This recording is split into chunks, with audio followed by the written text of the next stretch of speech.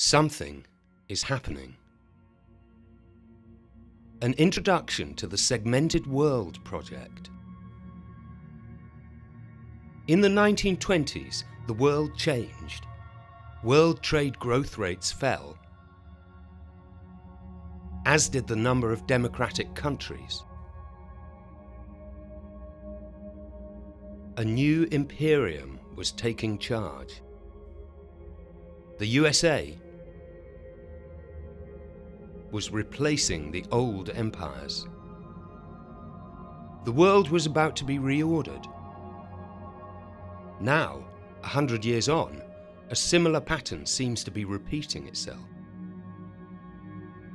with many additional subtle pre-pandemic signs of change.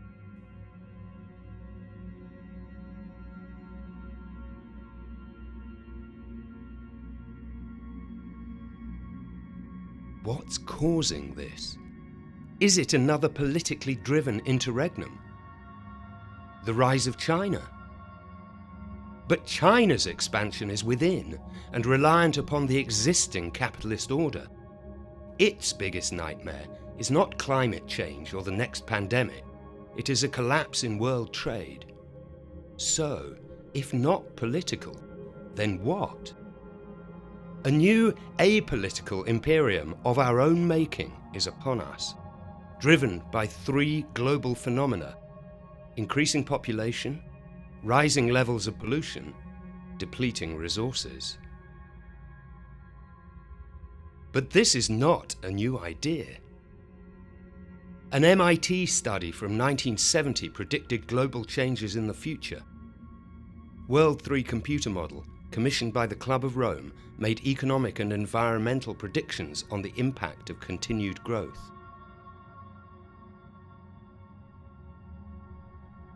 The business as usual scenario forecast the start of growth decline circa 2020.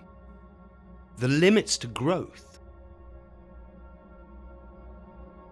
was arguably the most prescient global prediction ever made. But then, why did the MIT study have so little impact on global behavior? An important question if you're trying to build a global model for the next 30 years.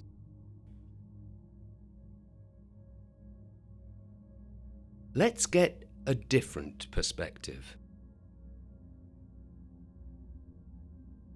Exoplanet survey.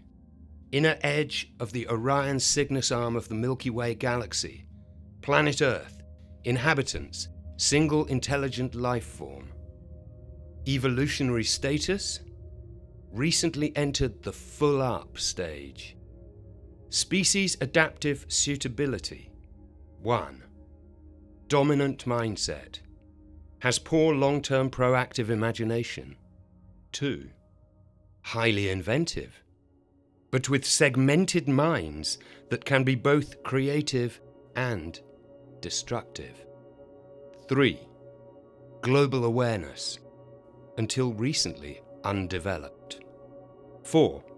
Instinctive behavior, still embedded in the expansion stage. Report conclusions. An ingenious species, but with weak holistic thinking skills and poor long-term imaginative faculties. It is unlikely to reach the full-up sustainability stage without AI technology to improve global empathy and cooperative behavior.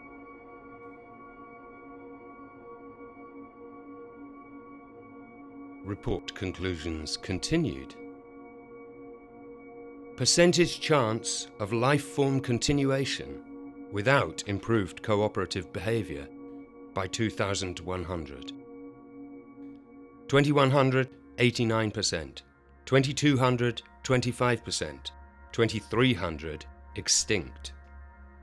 Recommendation: revisit 2100. Why did the MIT study have so little impact? 1. Poor long-term proactive imagination. Evidence. 50 years after The Limits to Growth was first published, economic growth is still the main global measure of national success. Pollution, flagged in the 1970s, has now become a major problem. Many critical resources, inanimate and animate, are now approaching or have passed peak levels, with no substitutes. 2. Immature global awareness. Global communications, a recent phenomenon.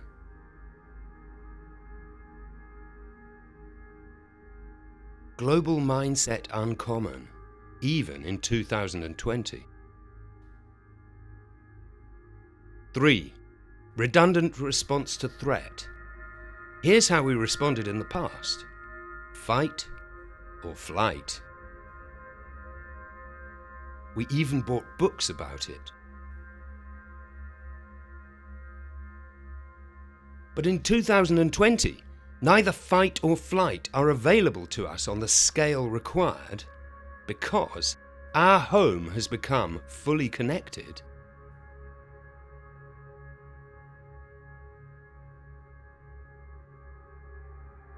As well as fully owned and fully armed. As a result, over the past 50 years, humankind's most common reaction to threat has become stymied. We've had to fall back on our only remaining response: freeze.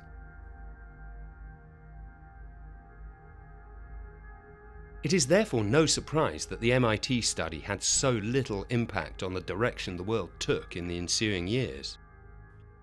And there is another reason, which our alien visitors didn't explicitly mention. 4. Lack of public appeal. A. Narrow target audience, mainly government and business planners, academics and policymakers. B. Modelling only what could be counted. A focus on hard drivers, i.e. population, food production, industrialisation, pollution and consumption of physical resources, with little attention to the contribution from soft, uncountable political and social factors. Any global model that ignores the socio-political dimension of change will not achieve wide public appeal today. Many of the things you can count don't count. Many of the things you can't count really count. Albert Einstein, 1952. How are socio-political factors incorporated in the scope of the segmented world model? 1. Global. To match the scale of the three drivers. That's been possible since the 1990s. 2. Maximum credible time frame, circa 30 years, within the range of historical data extrapolation and third-party single-parameter modelling. Ditto. 3. The human response to threat. How to include the behavioural impact of freeze into the model. 4. Other aspects of human activity. How to incorporate soft economic, political and social factors. Incorporating the human freeze response. How does freeze manifest itself in the developed world today? Denial or ignorance. Carry on as usual. Who cares? It's all a conspiracy. Aware but anxious. Find a quick fix. They're to blame. Anything to relieve my angst. Aware but remaining uncooperative. We'll solve this alone as a nation state, business, etc. Aware and cooperating.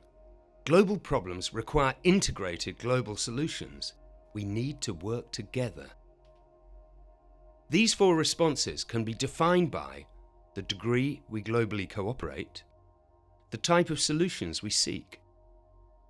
Together, these provide the behavioural basis for the segmented world model. They are displayed on the GCFI matrix. degree of global cooperation, level of focused innovation, how we think, and how we act. What is meant by focused innovation? Unfocused innovation, driven by short-term profit and/or vanity, resource-hungry with only minor incremental improvements, self-focused projects with little regard to global impact. Focused innovation, bringing the global drivers under control, science and technology, and don't forget, socio-political innovation. Incorporating the response to freeze in the model. 4 globally dominant reactions to freeze define 4 different worlds. Denial or ignorance, a stagnant world. Aware but anxious, an anxious world. Aware but remain uncooperative, a divided world. Aware and cooperative, an emergent world. Scope of the segmented world model continued. 4. To include other unquantifiable aspects of human activity, economic, political, and social. How to include other unquantifiable aspects of human activity in the model? To answer that, we must turn to model methodology. The segmented world model, methodology. Model methodology. Here's how it's done. 1. Select parameters representative of the real world, e.g. inflation, corruption. 2. Use the historical trends of the parameters and various extrapolations. 3. Refer to pre-existing modelled forecasts of each parameter, if appropriate. 4. Create interacting scenario charts to guide extrapolation. And then, iterate, iterate, and iterate. Selecting representative parameters. The main components of the segmented world concept are the human fundamentals, the global drivers, the inevitable consequences. For version 1, 26 representative parameters are used. Here's an example of how the prediction is made for global economic growth up to 2050. Example of parameter prediction. Plot historical data and construct trend lines. Use scenario charts to guide selection. Generate 4 real model predictions. Guiding the predictions are the world narratives, for example, the emergent world story, from which the internally consistent parameter scenario charts are created.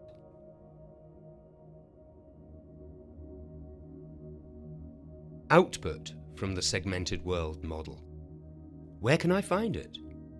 All output can be found on the website thesegmentedworld.com. With an avatar introduction and real model explanation and output. Here are some examples of output from the real model. Global driver parameters, e.g. population.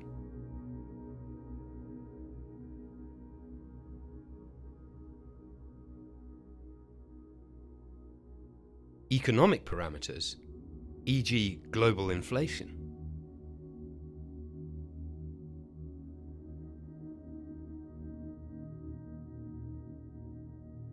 Political parameters, e.g. freedom of expression.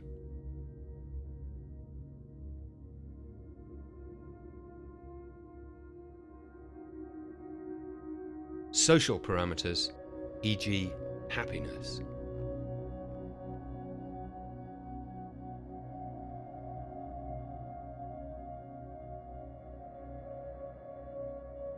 Utility.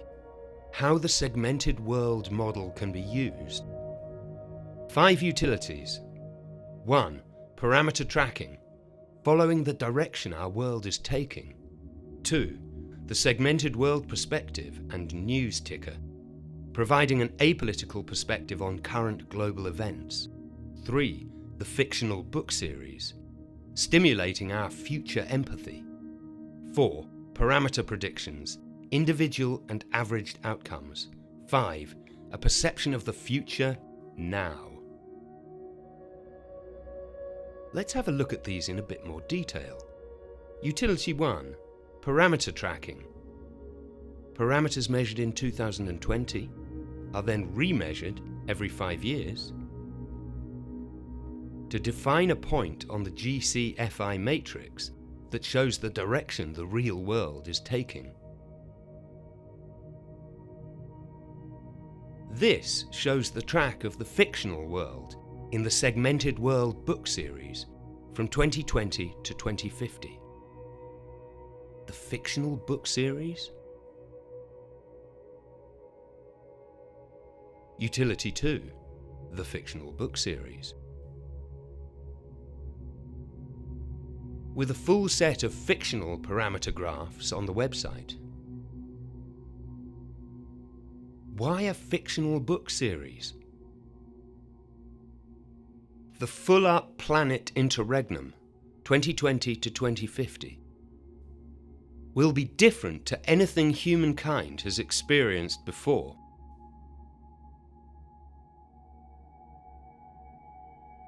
Each and every one of us is affected, and may already be responding positively or negatively.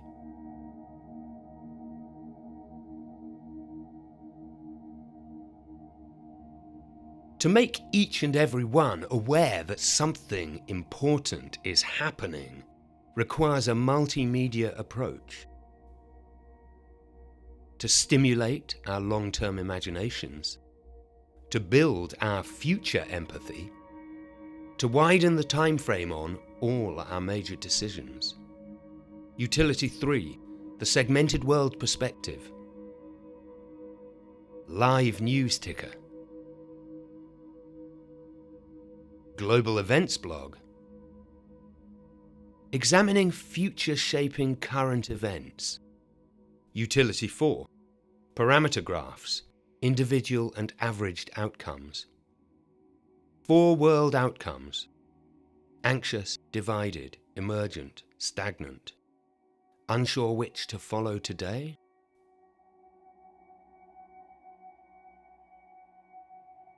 Use the averaged graph.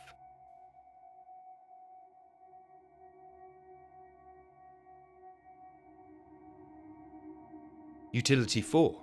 Parameter graphs, individual and averaged outcomes. Utility 5. A perception of the future now. We all have a model of the future in our heads when making personal decisions, e.g., what should I do when buying a house, moving abroad, taking a new job? Business decisions, e.g., what should my central case scenario be for valuing assets? Is my decision robust, if modelled on business as usual? Financial decisions, e.g., what is the right investment strategy? 60-40, a bear market portfolio, non-fiscal, pension v no pension. What future model are you assuming? What is your perception of the next 30 years? Growth? Spend, spend, spend? Business as usual? Who cares? Collapse? Doom and gloom? This is the segmented world's full-up decline. But that sounds terrible. Adapting to full-up decline. Full-up decline, full-up decline.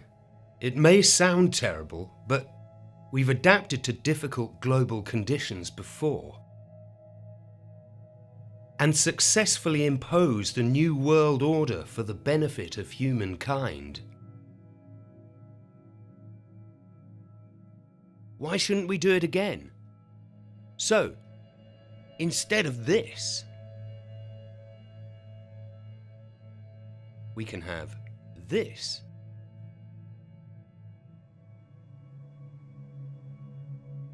Achieving a sustainable future.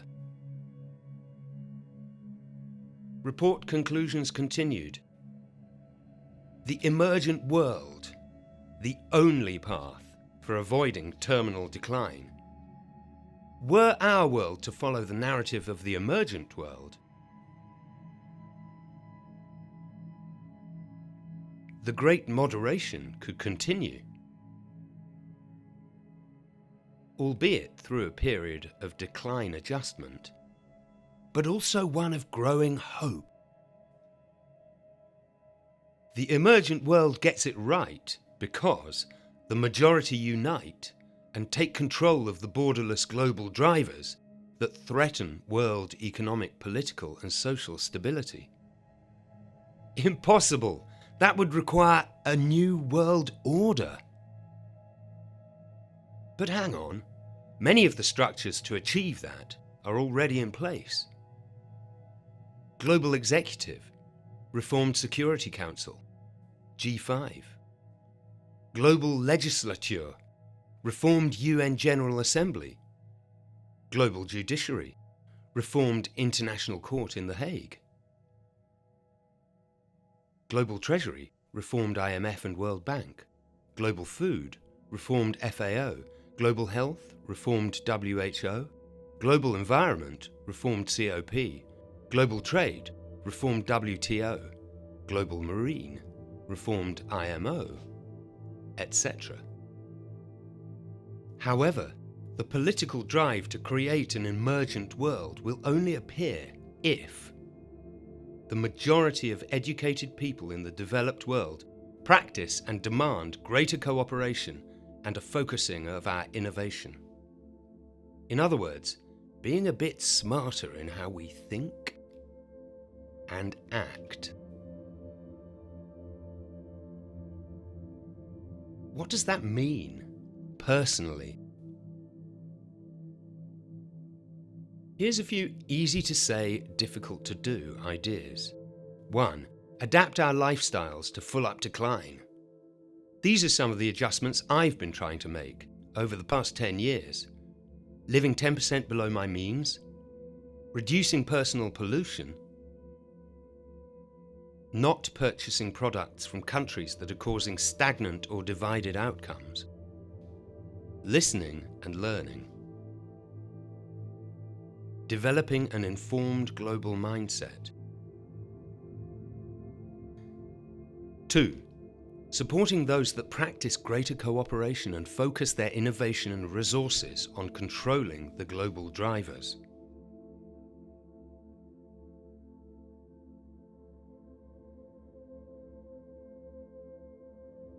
But achieving sustainability